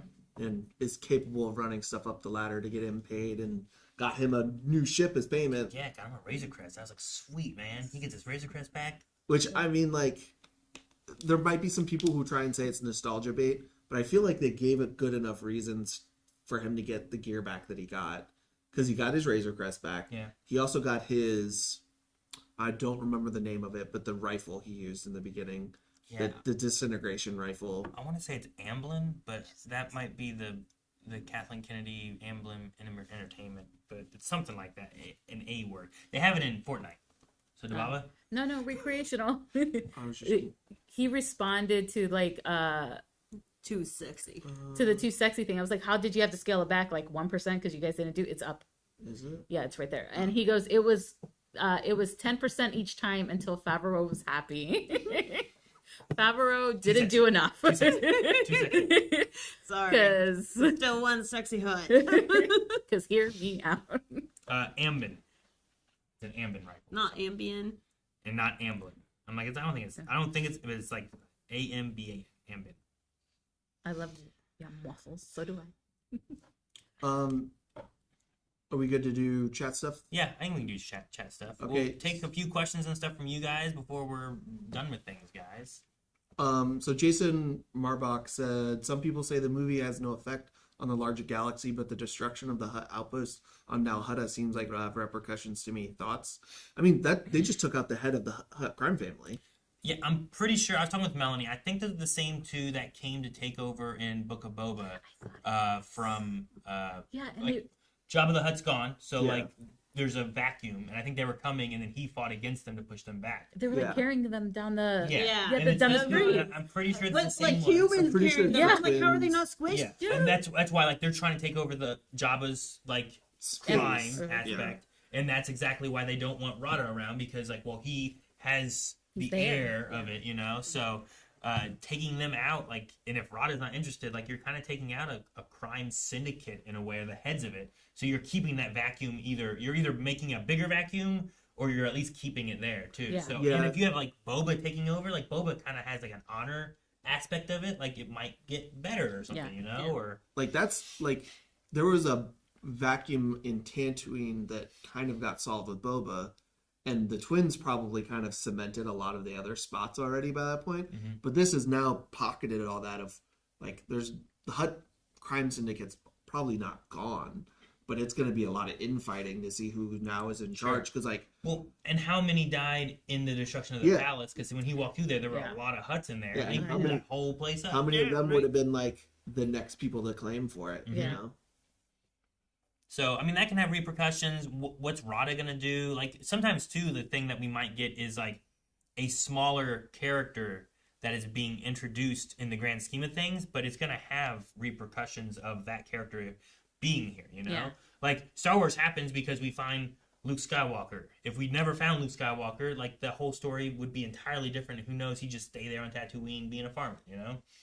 So what effect will, Din being in the rebellion or in the New Republic and helping them do, or Rada being around, him knowing Zeb and having that connection, if Zeb's like, I know a guy, and we go get Din to help with something, that could be some connections that we get. So it might not, and I honestly, I like it being, not every movie is galaxy changing. I like getting chances to have smaller stories and stuff, you know? I think that's what's sorry. No, go ahead. That's what's so great about a universe like Star Wars, where there's like just moments of breathing, because you're filling out this universe with real things, and I think that's what Mando and Grogu is. But also, like, you just took out the Hutts. Yeah. Well, and it's Solo's kind of similar, where Yeah. I don't think it's galaxy changing in the story it's telling. It's a more personal story for Han Solo. But by the end, you're taking out someone who's kind of ahead of a syndicate, but then he's kind of not at the same time. So Yeah. but it's personal stories. Yeah, which I love. and this one is, the stakes are low because it's really just Rada, who in the grand, like, as he is now, is not an important person in the universe, and Din and Grogu, like, it's just about them getting off this planet safely, but it has larger repercussions because of it. But it doesn't need to be like, oh, here's a war. Yeah. Like, we can have different levels of this stuff, and the stakes of this one was really just, do our heroes get away safely? And just in the process of that, it was like, oh, this big thing happened that we might have a lot of stuff we can take out of, or we leave it alone, and that's fine too. Yeah. And I don't know what the New Republic learns from that coin guy. Yeah. But, like, they took someone who was an Imperial, and maybe they find more information, and that leads us to something, too, or connects into something Thrawn knows. Or, like, there was a group in the Mandalorian series that, like, talked about different things, like Project Necromancy and some different aspects of, like, there's clearly some Imperials that know some stuff. Yeah. But what is it that we don't know that they do know? Yeah. So, like, there could be things that we're just not there yet. Yeah. Yeah. So then we have a super chat from SSG George. What is up with these damn Hutts and their secret trapdoors? Also love Rada and the Hutt fight. Reminded me of elephant seals fighting. Which Yes. I That like is- that better Yes. than my turd image. So they're much. very much like walruses or elephant Yeah. seals in the way they move and like fight each other, where they just are just massive things, just slamming against each other and fighting. Just these have And body arms and can slamming. like Yeah, punch right. and I was about to say kick, but they definitely can't kick. But they can use their tail. use They Tail, can use their you know. tail. Yeah. Yeah. Hey, you're on my back? Bam. Yeah, you just Smush. Roll like an alligator. Roll Yeah. like an elephant. But it was really fun watching the twins fight Rada too, though. I do think there was a couple times where I, like the water, I might have gotten lost in what exactly was happening. Sure. And that might not be a choreography thing. That might just be these are things that I don't understand how their bodies move quite right. Yeah. So, like, I'm just having trouble keeping up me. Like, watching it a second time, it might be fine. Yeah. Once I've It's seen it. probably not choreography I'm going to go outside and try to do with, like, friends. You You know? know what? I'm gonna make you and the guys do that for a social. at least do it on mats. Let's see what else we have. Ooh, that was fast. No, for the trapdoor though, I was really hoping. I really want to see Moochie again, the baby Rancor. Oh, his name was Moochie. Okay.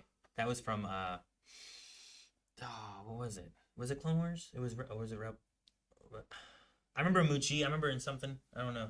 I just I've lost remember, it. like, whenever they showed a picture of Stinky, I was like, oh, and then do I get Moochie? I think we talked about it because of it might have been in Clone Wars maybe, but I think we talked about it because in Book of Boba there was a Rancor, and I think we were like, oh, could that be Moochie? And I don't think we got a confirmation that was. So Someone said Bad Batch, maybe. okay, that might have been what it was. It was Bad Batch. Yeah, we went and captured for. I think that's true. I think we helped. I think it was a story where it's like Jabba needed a new Rancor, and they took it over and got it for him or something like that. And we're like, oh, Moochie. As far as the Hutts and their secret door thing, that might just be a family thing, because they're that's their older brother, right? Is that the idea? Yeah. Or his brother, maybe not necessarily older. Yeah, I think he's older. I think he is. I would assume so because he's the head of the crime family, or it's just like they have like a weird same sense of like sick humor Yeah. in the things that they watch. Well, Or and it's also very crime like things, right? Yeah. Like even looking back at like I haven't seen Godfather, so I don't know if they do it or anything. But like in Zootopia, when you come The across, comparison. That's your. well, you have like their mob boss person, Yeah, whatever, yeah, yeah. and they're like, "Fine, ice them," and then they just like open a thing in the floor right below the room where they're in, Yep. and just they're gonna drop them in. Yeah, know? yeah, It's like so it's not like it must be a crime family thing. Yeah. But because I haven't seen Godfather, I'm like, do they do that in Godfather? I don't know. So I'm about to put that on my recommendations. anyway. but it also might be a thing of them just trying to emulate him to try and cement power so that people don't question it.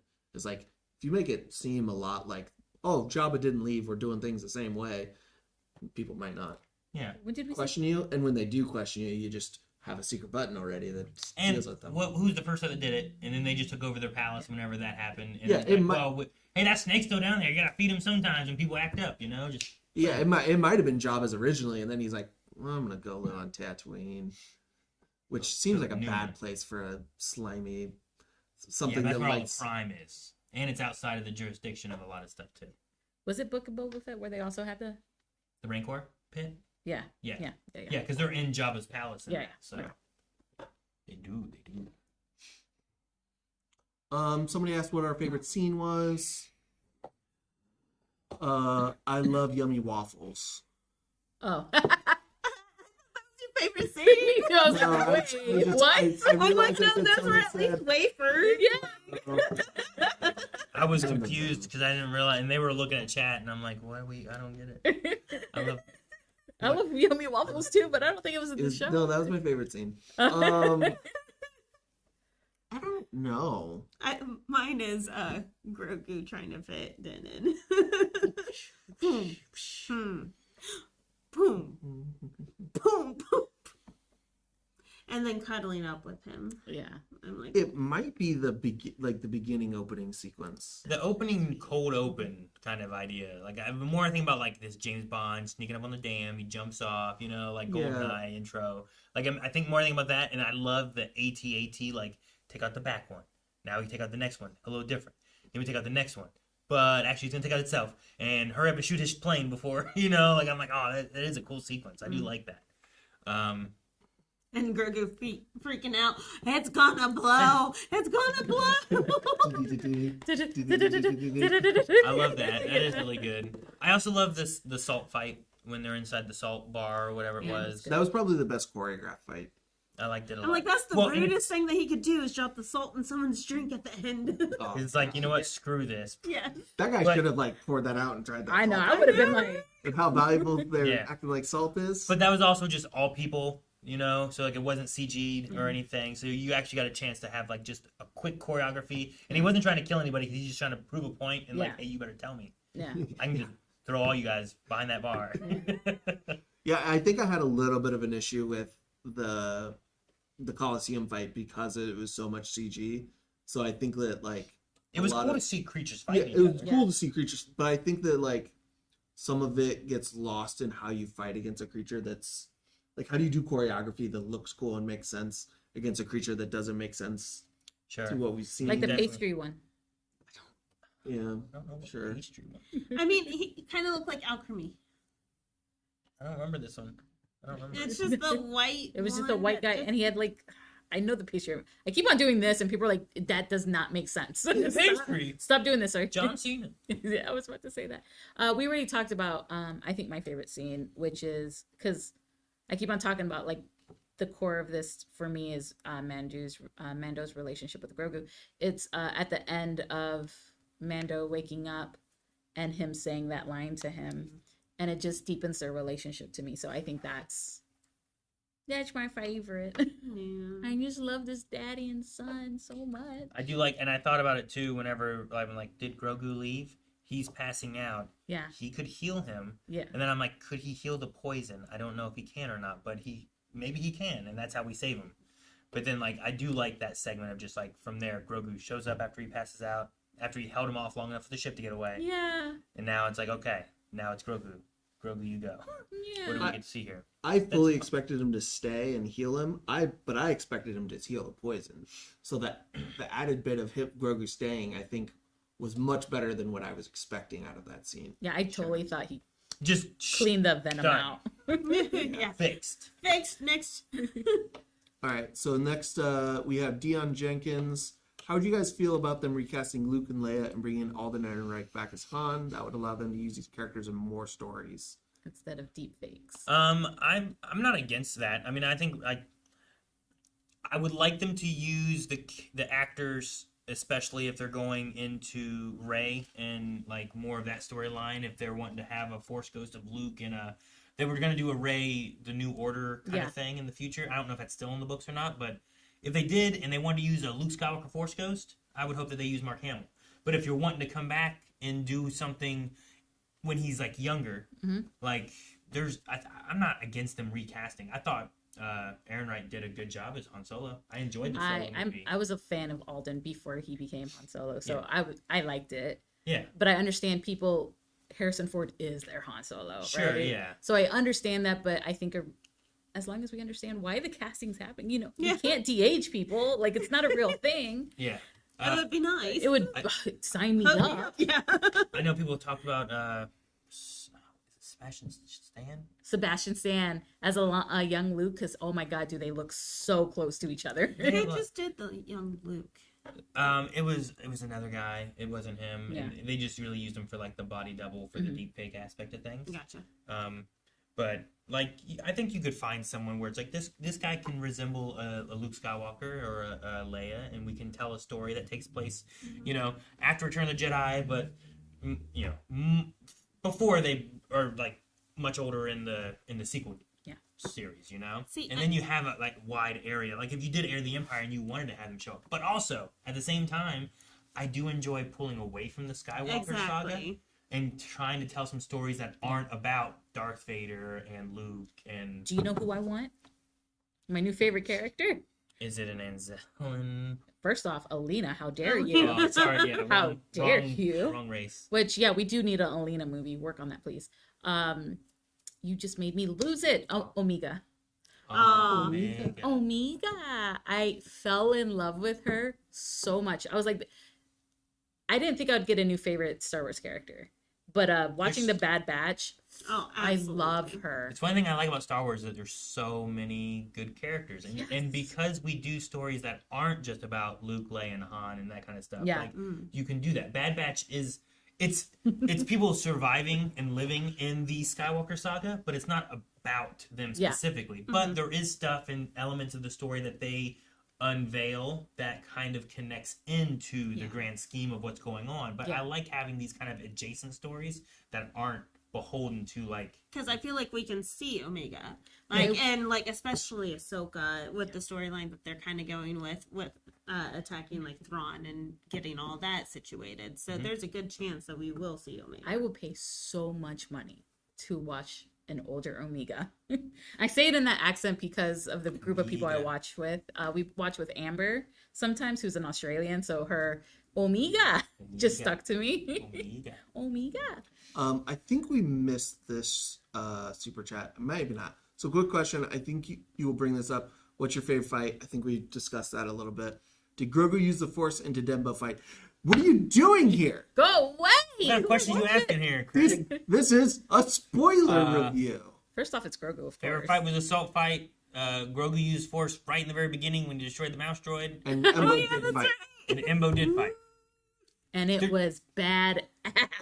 He also used the Force when he slammed Den's head into that thing several times. Repeatedly. There's a couple Force moments. Yeah. I think we've done most of The super I chat. think we answered this.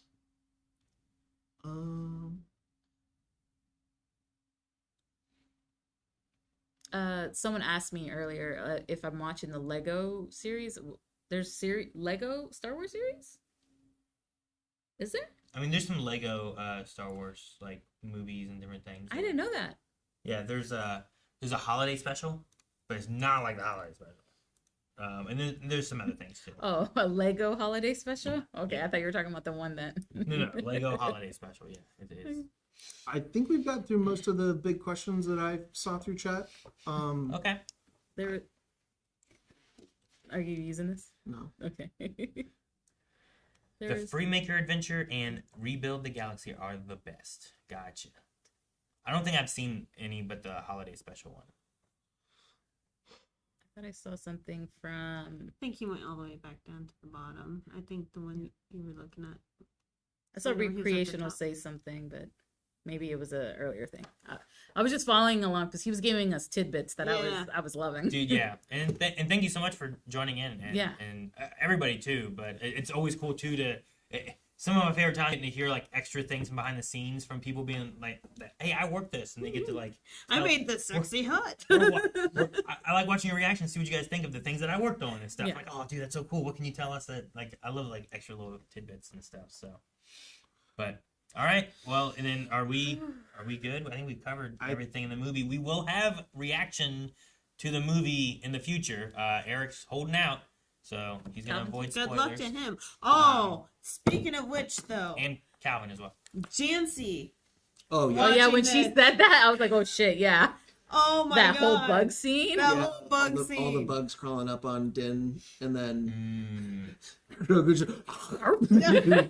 See, the mine- only thing I could think of is Jancy would be. well, there was freaking out also right there now. was also in the pit. I the thought of centipede that. thing. The giant That's it. centipede with the That- thing that came Yep. out. I love that you thought of Jancy. I thought of Paula. I was like, Paula can't watch this. Fuck. I'm But there like, weren't any of the ones. They're right? not. Oh. They're not technically redacted, but they have too many legs. They have too many. She hates scorpions. She hates centipedes. Yeah, anything with too many legs, which is more than 4. versus Jancy would just Forward. pass out, imagining all those bugs just crawling all over her body. Which, by the way, they crawl on him first, and then he covers him in foliage, and none crawl back on him. Right? Because there's a predator in the area.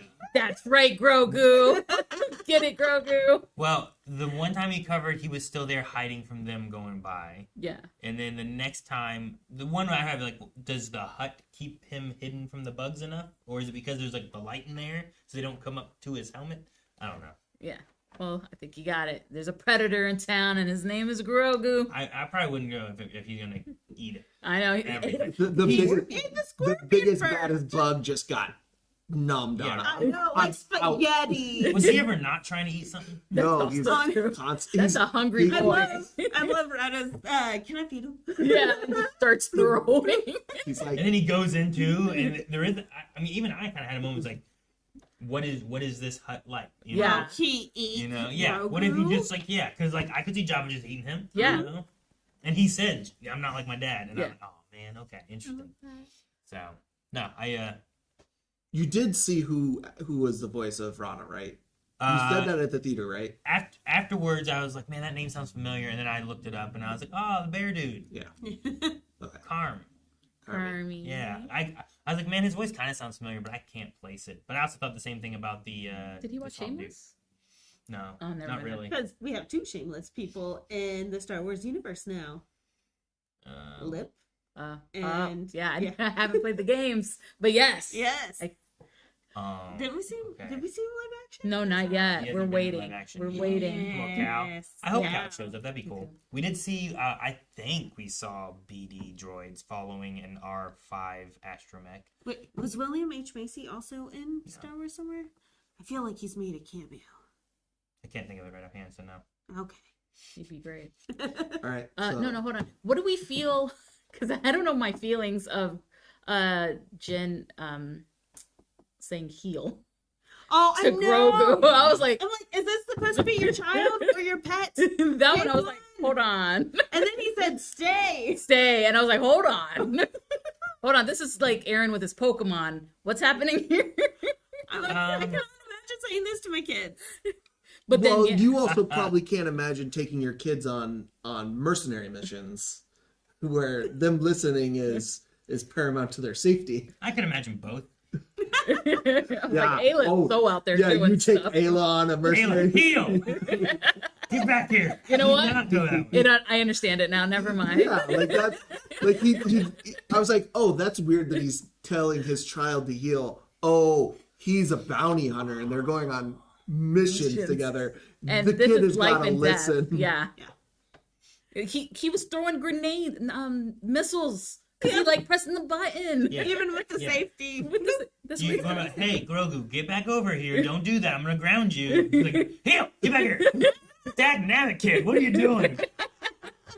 I did also get excited by AC Dragon Rider, who said, like, any bets that Rada will reunite with Ahsoka. And I was like, dude, I did not think that we could get the Ahsoka series and, like, Ahsoka could meet Rada. Stinky. Yeah, Stinky? Like, that would be such a fun moment. Like, Stinky? Or, like, he shows up and saves her or something. Oh, I will. dude, that would be so I cool. I'd love will. it. Like, that would be great. I will so much. And these are, like, the fun stories, like, we wouldn't have if it wasn't for Clone Wars. And it's one of those things where I've heard people were like, oh, man, this story didn't need to be told. I'm like, well, no stories need to be Yeah, told. like- but it's the adventure and it's the fun. And There's it's the... there's no such thing as like a necessary story. No, not really. It's for entertainment, or it's for, like, sometimes it's for a lesson, and sometimes it's for, like, there's things they can be for, but Yeah. you don't have to have any of them, you know? Yeah. So, like, having Clone Wars and what those set up, and then seeing this, like, I just love seeing the characters and story evolve and grow in the universe in general and stuff. So yeah. No, Anyway. Morgan's comment of, yes, don't treat him like a dog, treat him like a toddler. And all I can think of are the toddler leashes. With leashes, right? Get back here, kid! Look, if I'm going into a deadly fight, I'm gonna treat my kid differently than normal. Just saying it. That's what you gotta do to keep him alive. Also, his kid is 50 years old, so He is an there's old some kid. different standards here. He's that we like gotta deal with. 54 now. Right? 55. How many years since the first season of Yeah, he was like 50 of the first season. It's Yeah. probably been a couple years at least. Yeah, he's 60. Yeah. Let's give him There's that. at least 1 year of gap around Book of Boba and training and things too, I think. So. That's true. Yeah, he was somewhere training. They did make the Anthony Daniels comment that you were talking about. Yeah, he continues to be, I think, the only actor who has been in every Star Wars movie. That's amazing. He just at least has some kind of part. I'm pretty sure he's in every single one. I have to go through and double check, but he's in all of episodes 1 through 9, and then I'm pretty sure he's in Rogue One. I think he has a part in Solo somewhere too. Yes, So I'm pretty sure he's in every single one. So, he has to. all right. Well, guys, I think that might be everything then for Mandalorian Grogu spoiler review. If you haven't subscribed to Wave Squadron, make sure you do it, because like this is where our reactions for Star Wars, our conversations, all that stuff happen. So that's where we'll have our reaction when Mandalorian and Grogu hit on I don't know, Disney Plus, or available on Prime, or somehow available here at home. So And if you like this format for our reviews, where we come back and do them live on stream, let us know, because this is what we kind of think this will work better, because then the VOD will be available right afterwards, and we can have some chat interaction. So make sure you say something so that we know that this is the right track, and we're continue to do these. yeah, and for those movie reviews that they're not Star Wars, they'll be at Blindwave on YouTube. So Thank you, FamV, for saying something. all right. Anything else? You take us out. Oh yeah, I have We have to do to click that. it.